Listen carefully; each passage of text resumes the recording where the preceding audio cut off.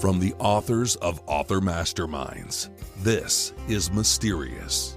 Mystery surrounds us every day. Join us and listen to true stories of mystery, from human behavior to nature, and the physical environment to paranormal experiences.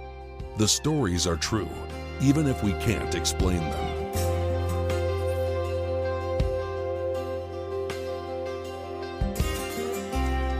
The Mystery of Time. There was a time when we thought we mastered time by clocking it. Nothing could be further from the truth.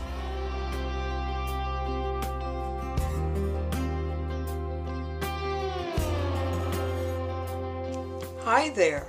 Welcome to Mysterious. I'm Syl Gregoire, Alaska Sci-Fi Queen, and I would like to chat with you about the mystery of time.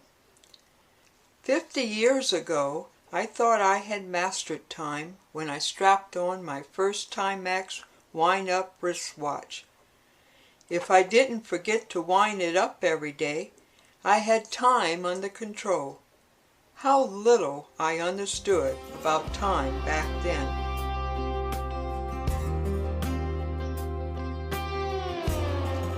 Apparently, the government thought it had time mastered when in 1918 it gave us daylight savings time, a program becoming more unpopular every year. If time can be manipulated, it can be controlled, right? Think again. Time on Earth is measured by the unique relationship between our planet and our sun, both of which are still somewhat out of our control. Our infatuation with time is evident in the evolution of our language. For instance, a person can be ahead of one's time or behind the times.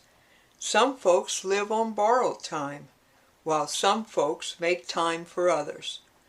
From time to time, we bide our time, and at other times, we run out of time. Time also plays a role in our concept of humor. If 20 dogs run after one cat, what time is it? 20 after 1. So when did time begin? Did time begin when man started to measure it? This would support the premise that time is manufactured and doesn't really exist at all. Author Mitch Albom takes this quaint concept of the beginning of time and runs with it in his delightful volume called The Timekeeper. Dor, a man from the Stone Age, becomes curious about the passage of time and attempts to measure it. His strange infatuation with the project, not understood by the others, isolates him from his people. Only his wife remains loyal with the patience of time itself. Astrophysicists tell quite a different story. According to them, time and space began at the same time with the Big Bang, and the two are inseparable. As the universe continues to expand, time and space continues to extend. So what lies beyond the edge of time and space in the continuing, expanding universe? The answer? Nothing. The expansion of time and space is the expansion of existence. Beyond the continuing, expanding universe is non-existence. Now that is mysterious. Astrophysicists measure time in light years. A light year is the distance light travels in 1 Earth year at a speed of 299,792,458 meters per second. To facilitate working with mathematical equations, many physicists give the speed of light a value of 1. There we go, manipulating time again.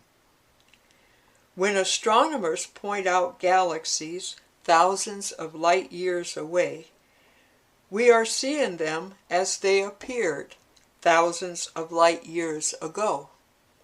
It will be thousands of light years from now before they will be seen as they are today. We are also told time and space can be bent. Time must be real if it can be bent. Planetary bodies such as the Earth, black holes, and the like cause space and time to bend. Depending on where you are located and the influences of mass on time and space, time is not the same for everyone. The popular 2014 science fiction movie Interstellar, directed by Christopher Nolan, attempts to depict these effects. Can the bending of time and space be used to our advantage? Maybe. We will discuss this and more after a break.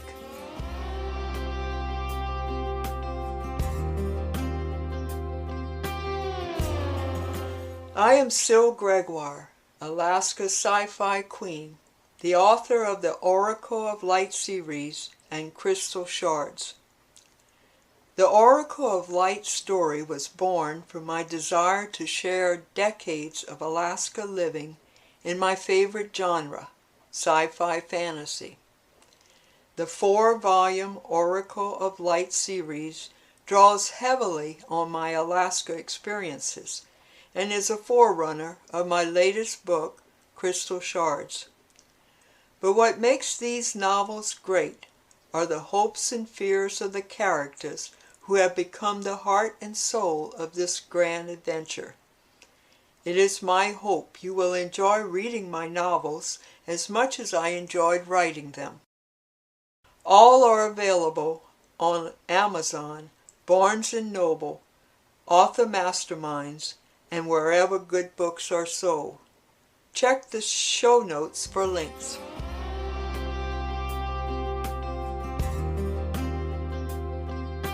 So what about time travel? Is time travel even possible? There have been many novels written by great science fiction authors about time travel. Probably the most famous work is H.G. Wells' novella, The Time Machine, published in 1895. Wells coined the term time machine for all time. In the story, the time traveler builds the first time machine, a contraption with a seat and long levers, and travels to the year AD 802,701, where he meets the gentle Eloys and the ape-like Morlocks who prey on them. The time traveler travels back to his own time to retrieve a few choice books to save civilization. In Isaac Asimov's The End of Eternity, published in 1955, eternity is a future organization located outside the realm of time and is therefore unaffected by the passage of time. Agents called Eternals re-enter time in devices called kettles to travel up and down the timeline through the centuries from the 27th century, the lower end terminus, to the 70,000th century, the upper end terminus, which is empty, to enact small changes aimed at improving people's happiness by tweaking history. That can't be good, right? It is the ultimate government control of our lives. Isaac Asimov doesn't stop there. In 1958, he co-authored with Robert Silverberg The Ugly Little Boy, in which a Neanderthal boy is transported to the present for study. You can imagine how that works out for the little boy whose caretaker Edith Fellows named Timmy. These are just a few examples of literature trying to convince us time travel is coming. There are many more. But what do the astrophysicists say? Are we about to invent the flux capacitor, turning our automobiles into time machines, traveling back to the future with Michael J. Fox and Christopher Lloyd? Not yet. We are still struggling with driverless cars, and they stay in our own time-space. The definitive answer is no. Time travel is not possible. Well, that quells a ton of creative imagination. The excuses theoretical physicists give are as follows. Time travel is forbidden by the laws of physics. If possible, it would involve vast amounts of energy. Time must flow in a linear manner, and we have no control over time. Other astrophysicists say not so fast. Time travel may be more than just a dream. We cannot alter the flow of time, but we can bend it. Which brings us to wormholes, an unfortunate name for a theoretical tunnel-like structure that connects 2 points in space-time based on Einstein's theories. Creating a wormhole would be our greatest chance of time-space travel. You heard right. Theoretically, a wormhole could be created, yet no actual wormholes have been observed in the universe. But Einstein included wormholes in his field theories, and they keep coming up in astrophysicists' equations. So time travel is not likely for now, but at one time traveling to the moon was also thought impossible. I guess time will tell.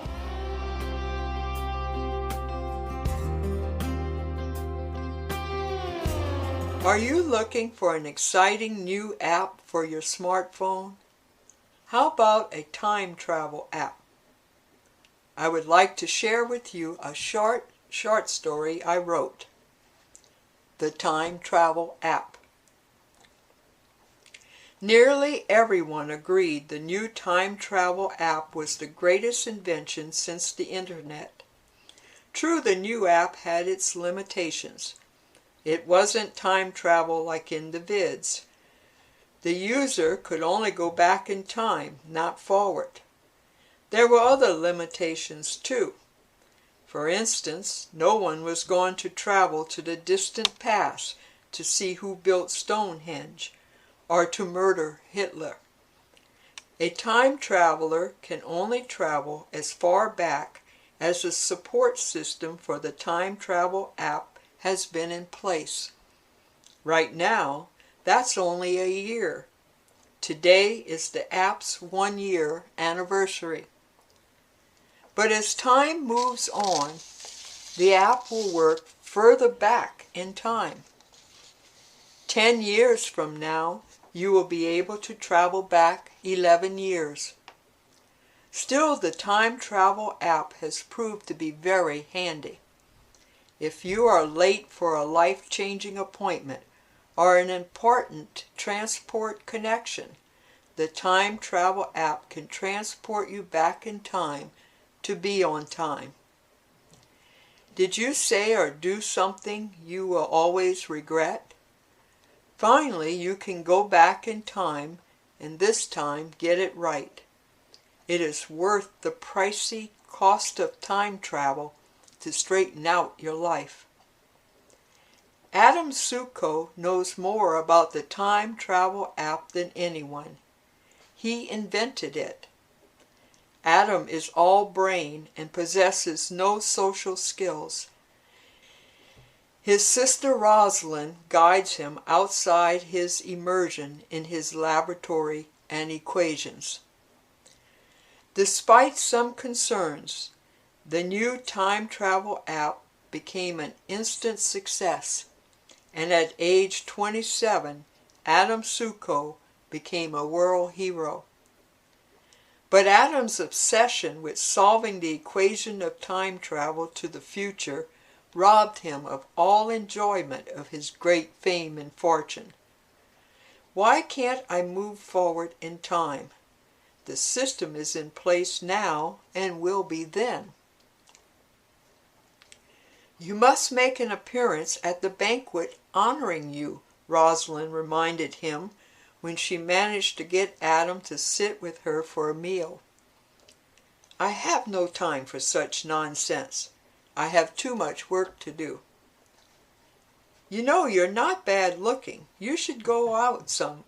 Maybe meet someone special. Adam glared at her as though she were insane. Like I said, I have no time for such nonsense. And where is your special someone? We broke up. She didn't tell him the breakup fight was over her devotion to her brother, and Adam wasn't interested enough in these matters to ask further questions. I need to travel back to the original installment of the time travel system and make some changes, Adam announced to Rosalind after working all day in his laboratory. But you can't. Tonight is the banquet. Adam wasn't listening.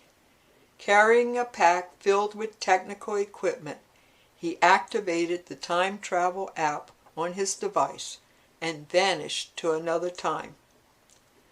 The time travel system was installed for testing nearly 6 months before service became available to the public.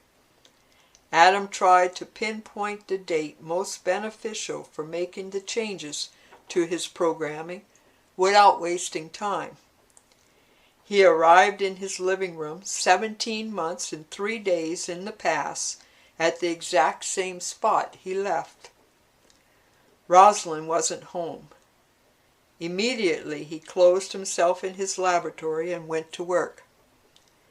Hours later, Rosalind beat on the laboratory door, begging him to come out and eat and bathe and sleep. I have it, Adam announced, unlocking the door.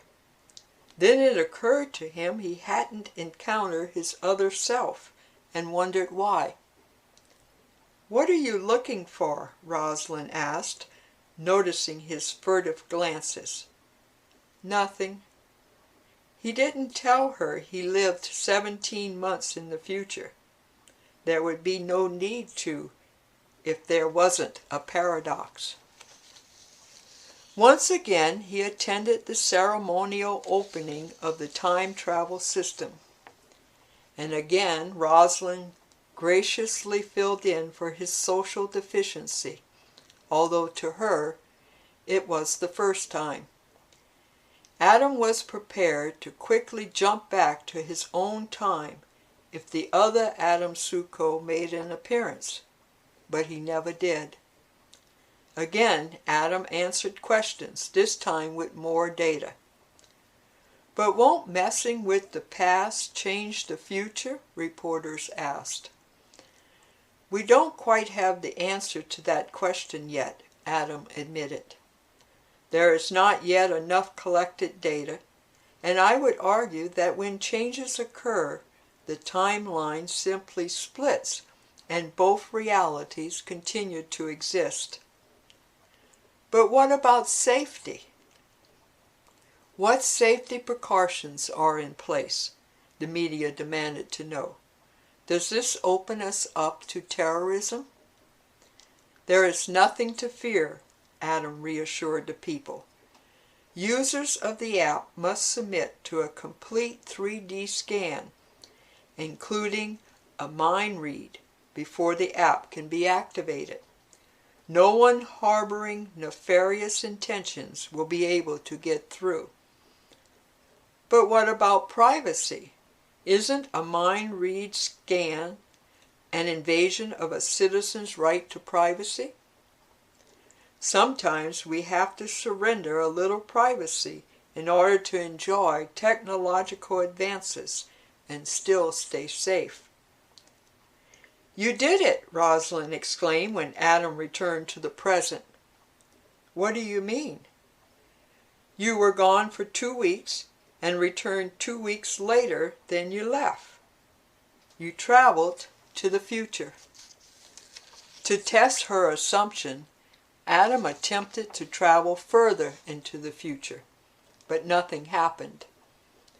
"I've only managed to fill in time's linear progression," he said in disappointment, and returned to his laboratory in defeat. Over the next 5 years, Adam returned to the past 7 times to make a correction. When he couldn't solve the problem in the past, he returned to the present. Then he traveled back in time to the system's startup and tried to solve it from there, becoming the app's most frequent user. Each time Adam returned to the present, he noticed his sister Rosalind was aging much more rapidly than he was, and suspected it had to do with time travel. After Rosalind passed away, he spent more and more time in the past, where a younger Rosalind looked after him. He labored over the project, but all to no avail. Adam never managed to time travel into the future, despite his lifelong efforts. Adam Succo lived for 107 years, didn't look a day over 45, and died 3 months before the time travel app was made available to the public.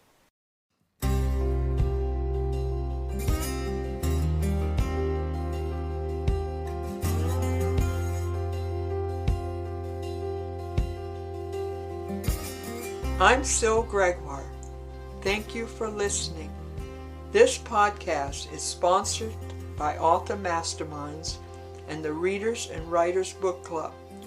For more information about Author Mastermind and the Readers and Writers Book Club, please check the show notes. You can also read more about me and my books in the show notes. We'll be back soon with another episode of Mysterious.